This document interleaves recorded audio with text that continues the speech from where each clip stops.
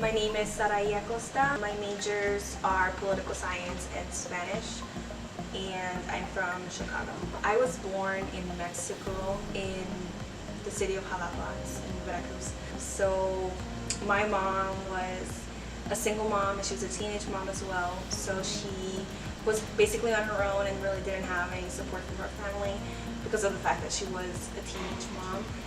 So she tried very hard to make ends meet over there, but obviously due to the circumstances she couldn't really.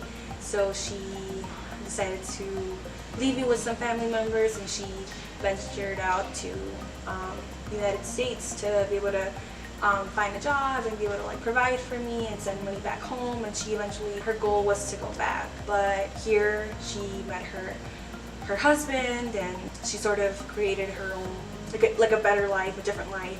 And so she realized that the best option would be for her to send someone for me or to go back and bring me back, or bring me where she was at. So then at the age of 80, I ended up here, and which is now my home, which I consider my home, Chicago. And what I ended up doing was focusing on my schoolwork, my studies, because they always told me that education would be the most important thing and the one thing that no one would ever be able to take away from me. So I kind of just always try to do my best, try to get those A's, and always gave school my all. So I always strived to do better. I got into the #1 public high school of Illinois. So that was one of my biggest accomplishments. And then, I just went about my life like any other student.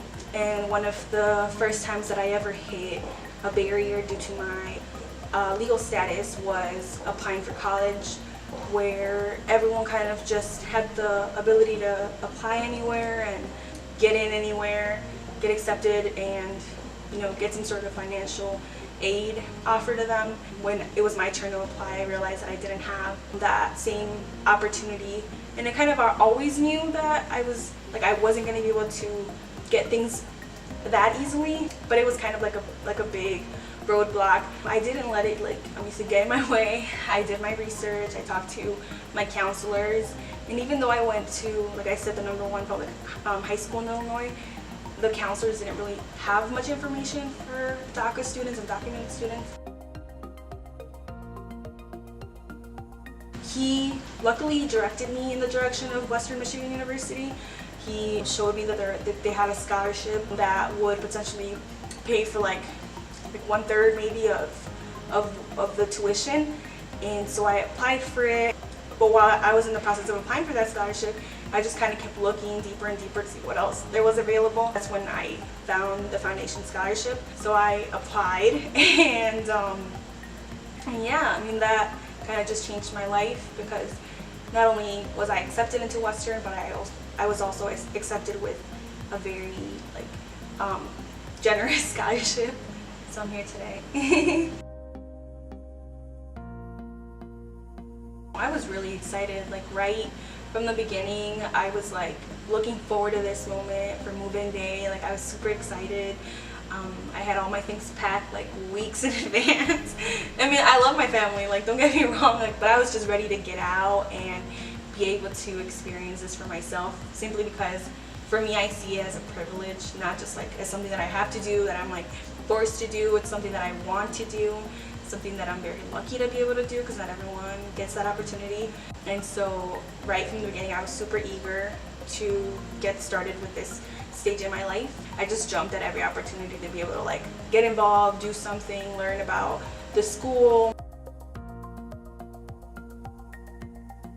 It was just an instant click. It was just kind of this is where I'm supposed to be, this is my family. And so right away, we got along really well. It wasn't just a scholarship, it was a family group, a friend group.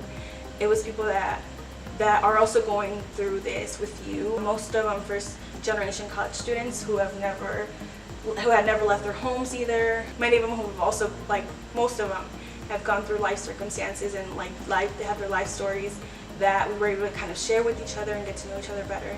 So it just kind of offered me that support group that I wouldn't have had otherwise. I'm very lucky to have found other people too. That's always going to be my home base. They're always going to be people that I go to when I need something and when I need it just feel supported. Like they're always going to be that.